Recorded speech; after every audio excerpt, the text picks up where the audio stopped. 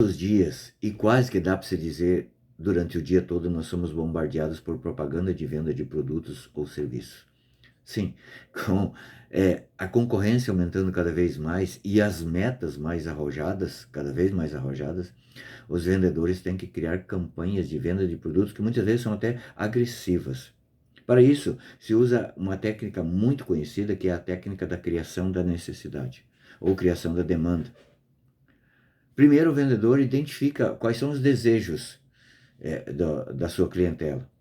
Aí depois ele vai trabalhar em cima da necessidade que o seu cliente teria de adquirir aquele produto. Depois ele vai falar do valor daquele produto, que realmente aquele produto vai atender a necessidade. E por último ele vai falar da necessidade, da urgência que aquele cliente tem de comprar esse produto. Essa técnica não é nova.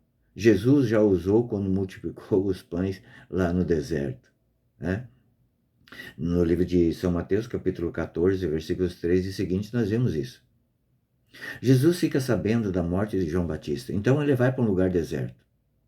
Talvez para não ser assassinado ali, para não ser morto antes do tempo. Talvez até mesmo por misericórdia com aquelas pessoas que poderiam matar ele, para que não pecassem nesse crime desse assassinato. Ele vai para um lugar retirado. Mas o povo daquela região, naquela época, estava tão necessitado, tão doente do corpo e da alma, né, nos seus sentimentos, que quando Jesus chegou lá, a galera já estava lá esperando. Mas Jesus, ele começa a curar, porque veja, Jesus nunca se deixa vencer em generosidade. Ele sabia da dificuldade que aquele povo teve para chegar ali, chegar a pé. Não tinha Uber. Não foram a cavalo, foram a pé. Veja, uma pessoa doente, às vezes levavam os doentes nas macas. Então Jesus, ele não se deixa vencer em generosidade e ele cura essas pessoas. Ele poderia ter liberado a galera mais cedo? Sim, poderia ter dizer lá para 4 horas da tarde, ó, gente, o negócio é o seguinte, a caminhada aqui é longa, vão para casa, vão para suas casas, voltem amanhã. Mas não, ele foi criando a necessidade do pão. Fez de conta que não estava vendo.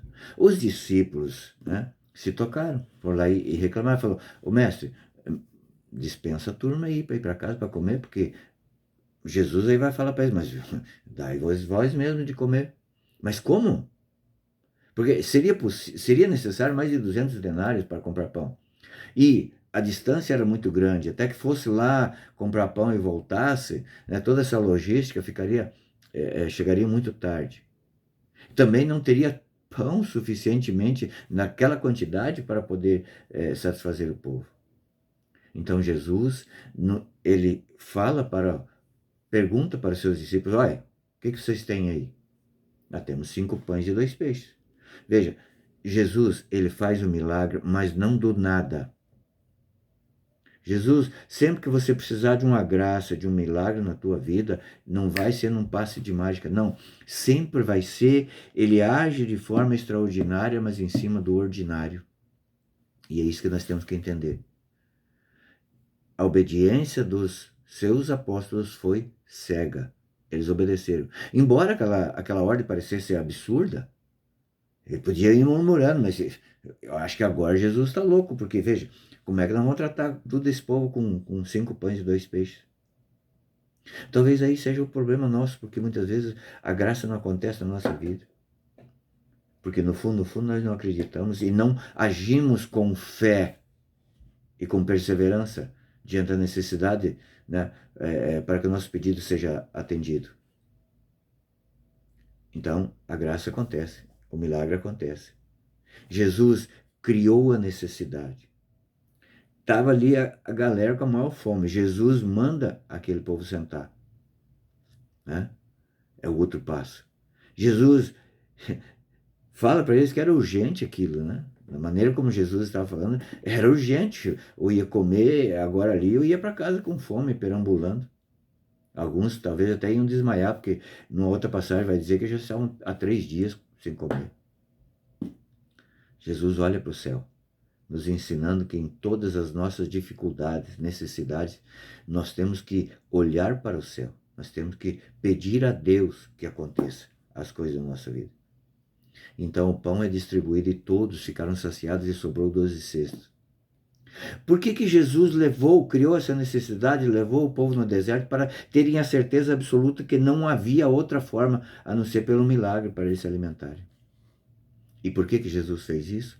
Porque mais adiante Jesus vai dizer: esse é o meu corpo, essa é a minha carne, quem comer da minha carne e beber do meu sangue será salvo.